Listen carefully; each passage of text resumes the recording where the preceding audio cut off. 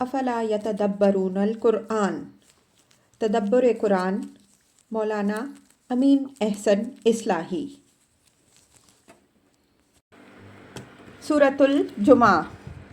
اعوذ باللہ من الشیطان الرجیم، بسم اللہ الرحمن الرحیم۔ یسبح للہ ما فی السماوات وما فی الارض الملک القدوس العزیز الحکیم۔ هو الذی بعث فی الأمیین رسولا منہم یتلو علیہم آیاتہ ویزکیہم ویعلمہم الکتاب والحکمہ وَإِن كَانُوا مِن قَبْلُ لَفِي ضَلَالٍ مُّبِينٍ وَآخَرِينَ مِنْهُمْ لَمَّا يَلْحَقُوا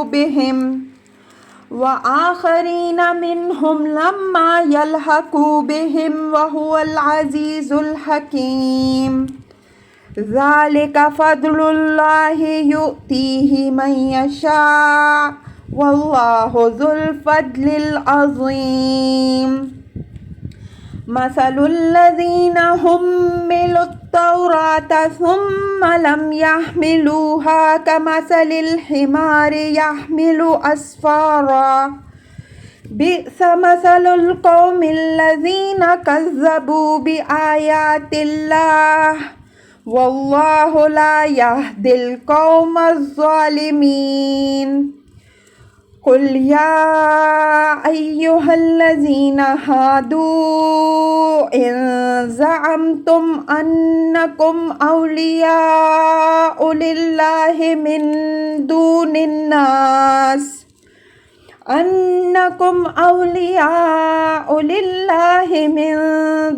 النَّاسِ فَتَمَنَّوُا الْمَوْتَ إِن كُنتُمْ صَادِقِينَ وَلَا يَتَمَنَّوْهُ أَبَدًا بِمَا قَدَّمَتْ أَيْدِيهِمْ وَاللَّهُ عَلِيمٌ بِالظَّالِمِينَ۔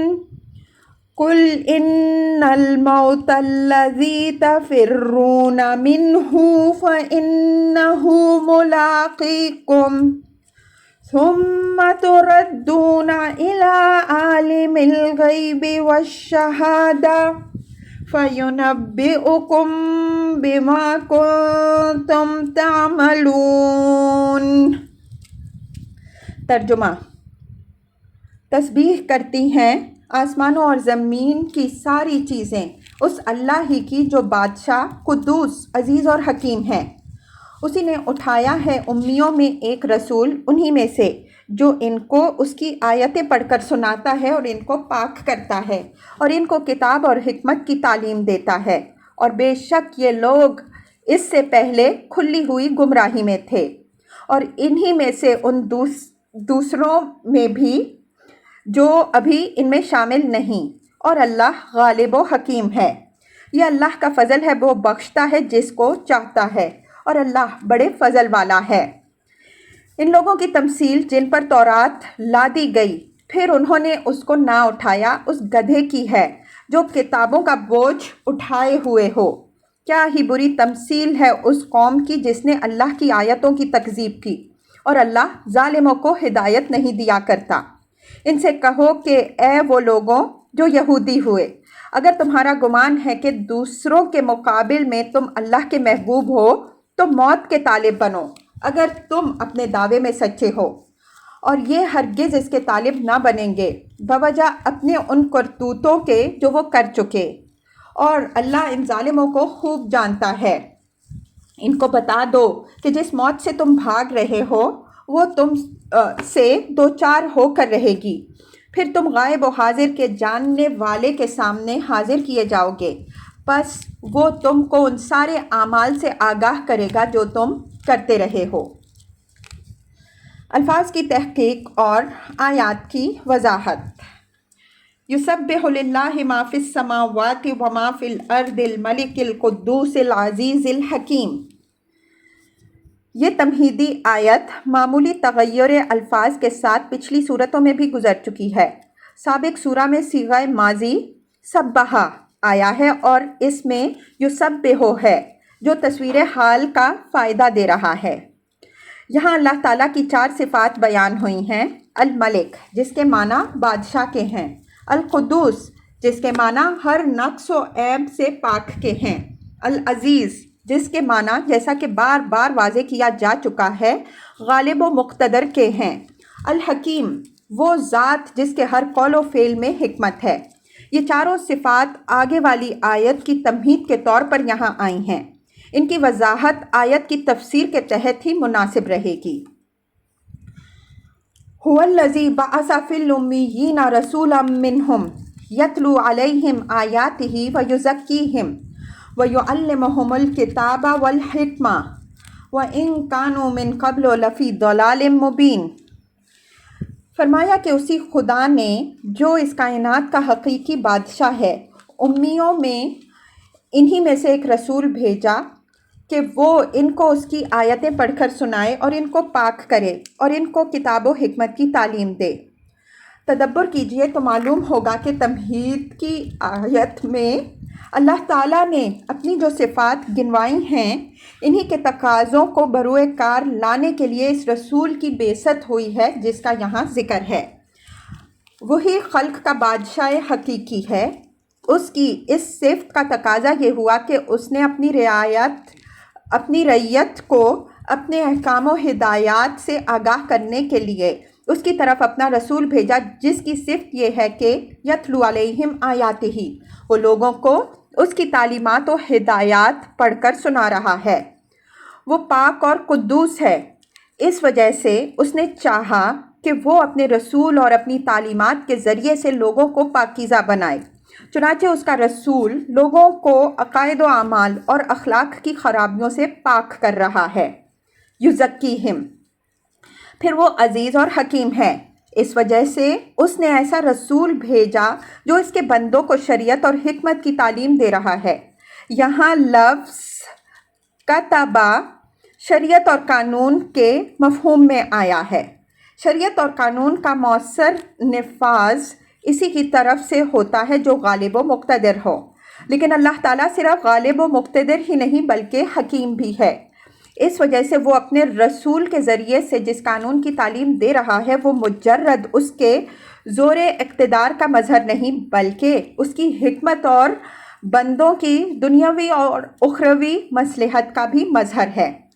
یہ آیت بنی اسماعیل پر امتنان اور اظہار فضل و احسان کے محل میں ہے۔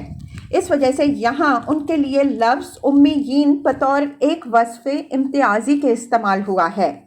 اس لفظ پر اس کے محل میں بحث ہو چکی ہے، لیکن اتنی بات کی یاد دہانی یہاں بھی ضروری ہے کہ یہ اصطلاح اگرچہ اہل کتاب بالخصوص یہود کی وضع کردہ تھی، جس میں ان کے اندر مذہبی پندار کی جھلک بھی تھی اور اہل عرب کے لیے ان کا جذبہ تحقیر بھی نمایاں تھا، لیکن بنی اسماعیل چونکہ کتاب و شریعت سے ناآشنا تھے اس وجہ سے بغیر کسی احساس کوہتری کے انہوں نے اس لقب کو اپنے لیے خود بھی اختیار کر لیا۔ پھر جب قرآن نے ان کے لیے اور ان کی طرف مبعوث ہونے والے رسول کے لیے اس لفظ کو بطور ایک وصف امتیازی کے ذکر کیا تو اس کا رتبہ اتنا بلند ہو گیا کہ اہل عرب کے لیے اس نے گویا ایک تشریف آسمانی کی حیثیت حاصل کر لی، جس سے قدرت کی یہ شان ظاہر ہوئی کہ جن کو ان پڑھ اور گنوار کہہ کر حقیر ٹھہرایا گیا وہ تمام عالم کی تعلیم و تہذیب پر معمور ہوئے، اور جن کو اپنے حامل کتاب و شریعت ہونے پر ناز تھا وہ کمثل الحمار یحمل اسفارا 4 پائے بے روح کتابچے چند کے مصداق قرار پائے۔ یہاں یہ لفظ عربوں کے جذبہ شکر گزاری کو ابھارنے کے لیے استعمال ہوا ہے کہ انہیں اپنے رب کا شکر گزار ہونا چاہیے کہ اس نے ان پر نظر کرم فرمائی، ان کی اصلاح و تربیت اور ان کو کتاب و حکمت سے بہرہ مند کرنے کے لیے انہی کے اندر سے ایک رسول مبعوث فرمایا اور جاہلیت کی اس تاریکی سے ان کو نکالا جس میں وہ اپنی امیت کے سبب سے اب تک گھرے ہوئے تھے۔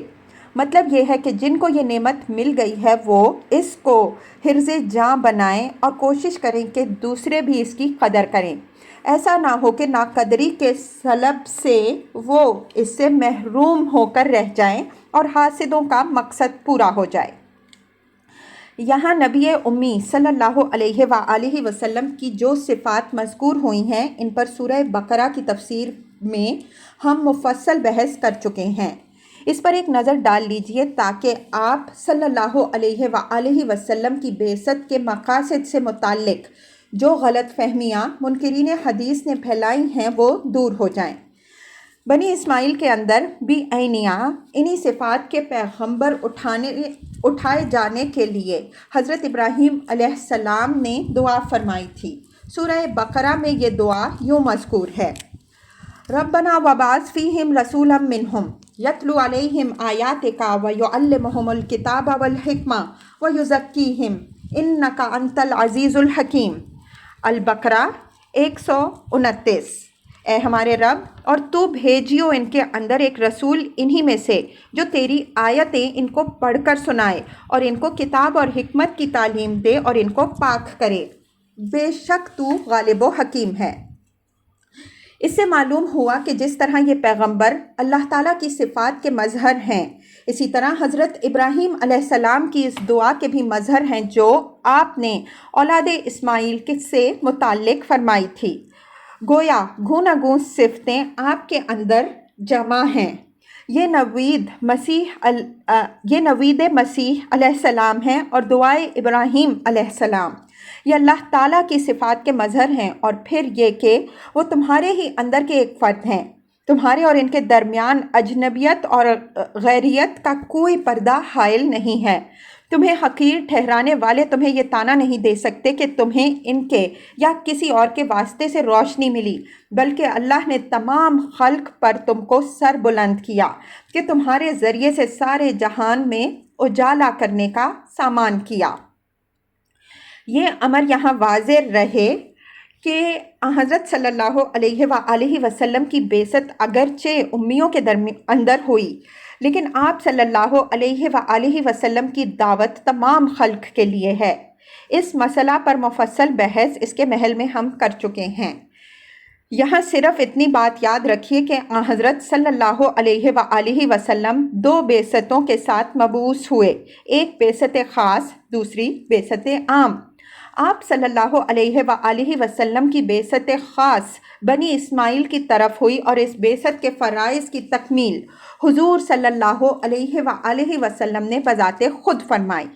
آپ صلی اللہ علیہ وآلہ وسلم کی بعثت عام جو تمام خلق کی طرف ہوئی، اس کے فرائض انجام دینے کے لیے اللہ تعالیٰ نے آپ صلی اللہ علیہ وآلہ وسلم کی امت کو شہداء للہ فی الارض کے منصب پر سرفراز فرمایا، جو اب قیامت تک کے لیے اس فرض کی انجام دہی پر مامور ہے۔ شہداء اللہ فی الارض کے ہراول دستے کی حیثیت چونکہ امیوں ہی کو حاصل ہوئی، اس وجہ سے یہ کہنا غلط نہیں ہے کہ جو امی تھے اللہ تعالیٰ نے انہی کے واسطے سے تمام خلق کو روشنی دکھائی۔ وَإِن كَانُوا مِن قَبْلُ لَفِي ضَلَالٍ مُبِينٍ، یہ امیوں کے جذبہ شکر و سپاس کو ابھارنے کے لیے اس تاریکی کی طرف توجہ دلائی ہے جو ماضی میں ان پر چھائی رہی۔ مطلب یہ ہے کہ اگر وہ جاہلیت کی اس گھٹا ٹوپ تاریکی کا خیال کریں جس میں وہ گرفتار رہ چکے ہیں، تب انہیں اپنے رب کے فضل و احسان کا اندازہ ہوگا کہ اس نے ان کو کس چادر ظلمت سے نکالا اور کس آسمان رفعت و عزت پر پہنچایا۔ وَآخَرِينَ مِنْهُمْ لَمَّا يَلْحَقُوا بِهِمْ وَهُوَ الْعَزِيزُ الْحَكِيمُ۔ اس کا عطف امیین پر ہے، یعنی جن امیوں کے اندر اس رسول صلی اللہ علیہ وآلہ وسلم کی بعثت ہوئی، انہی میں سے وہ دوسرے بھی ہیں جو ابھی ان میں شامل نہیں ہوئے ہیں۔